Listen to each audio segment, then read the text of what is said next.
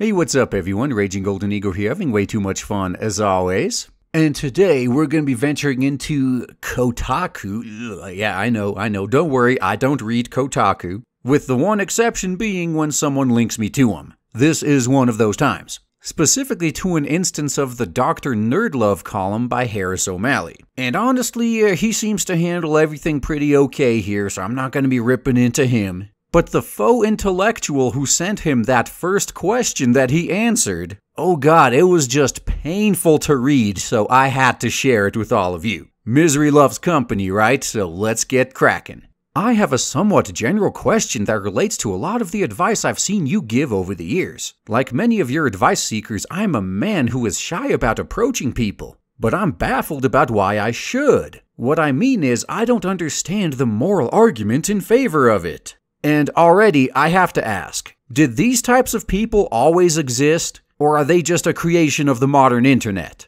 Because the day before I record this video, I saw a comment on my channel that was almost the same thing. Well, using how beneficial something is to you isn't exactly a strong ethical position for why you should like or dislike something.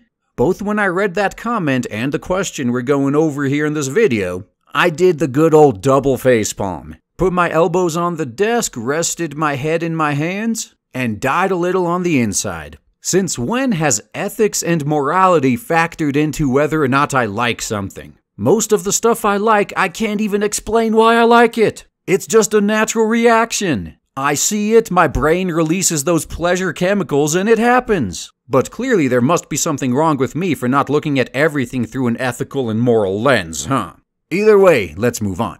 It seems like a pretty simple issue to me. If I find someone attractive and approach them, then it is perfectly reasonable that I might cause them some level of distress when I do. Awkwardness or annoyance or creeped outness. Is that a word? I guess it is now. I don't presume this level of distress would be large, nor do I think it'd necessarily happen 100% of the time. But the moral calculus here seems very easy. I can do something that is reasonable to cause some level of distress and have no positive outcomes, or I can refrain. And just to illustrate how sad and broken this line of thinking, and if you saw me right now, I'm doing air quotes when I say thinking, is, let's take this one step further. Say you don't contribute anything to society, and insert that context into this final sentence here. The moral calculus here seems very easy. I can do something, in this case exist and live, that is reasonable to cause some level of distress and have no positive outcomes, or I can refrain. If you honestly believe what you are saying, and you're not just doing it to try to show off to everybody what an intellectual you are, I have to wonder what you think about people who are an overall drain on society.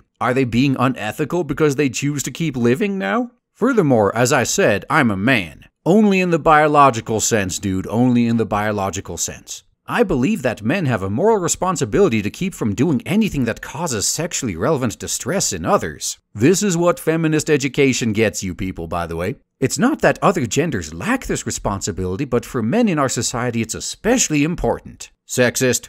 With this in mind, I can't imagine any possible justification for me possibly ever approaching anyone in that way in any context. You know what, dude? If you are anything close in real life to what you come off as in this article, this is probably for the best, for everybody involved. I can't imagine any woman being able to tolerate you for very long. I'm aware that it's not completely outside the realm of possibility that someone might respond positively to me because they're deep in the long tail of some population distribution. But that would make me feel bad. Someone so open or generous could be dating anybody. And so there's certainly better people than me they could be with, and if their issue is low self-esteem, then I'd feel like I was taking advantage of them. I think we all know who has the low self-esteem here. This whole thing just reeks of some TFLer who's trying to rationalize the position he's in. Though towards the end, he is pretty much in full-blown denial mode. I don't write because this is a big issue that's causing me daily turmoil, yeah right, but more as a genuine expression of confusion. Many people, including you, seem to presume that a guy in a situation like mine should just approach people with confidence and then be cool when rejected. Sure, that's better than not being cool, but how is the morally superior option not to just refrain? I swear this guy uses some form of the word morality or ethics in every paragraph. Do people like this exist in real life? How can you live like this? Do you second guess literally every single thing you do?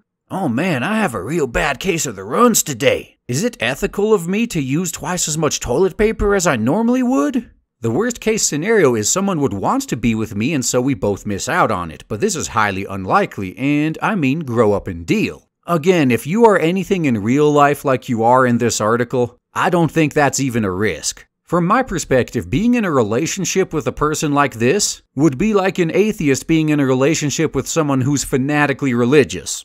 And before you get triggered, notice I said fanatically religious, not just religious. It's kind of an important distinction. They'd definitely be constantly butting heads, that's for sure. But either way, his final question. So what's the argument here? How is it possibly morally justified for me to find people attractive, much less approach them because of it? And remember at the beginning how I said that Harris O'Malley actually handles this pretty well and I'm not going to be ripping into him? Right here, we got the headshot. Can we be honest here, my dude? Just between you, me, and the entire readership of Kotaku, this ain't about ethics. This is about you not wanting to approach people and trying to rationalize it into being something noble instead of just accepting that you've chosen not to. Boom, headshot, right there. In fact, you could apply this same statement to every ideology out there. Very few people out there take the path of actually seeking out new knowledge and modifying their behaviors and beliefs based on that new knowledge. The vast majority of people, despite what they may tell you, already have pretty well ingrained beliefs and are just looking to rationalize them.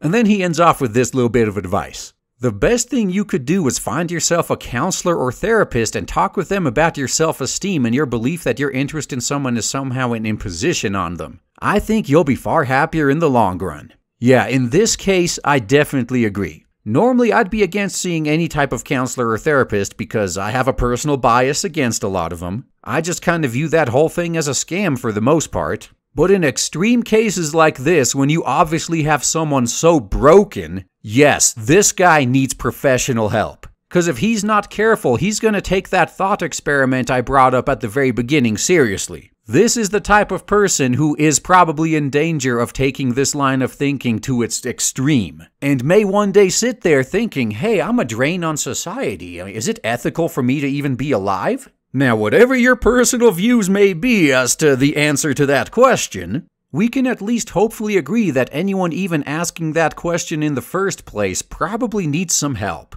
That's all I gotta say, guys. Thanks for listening.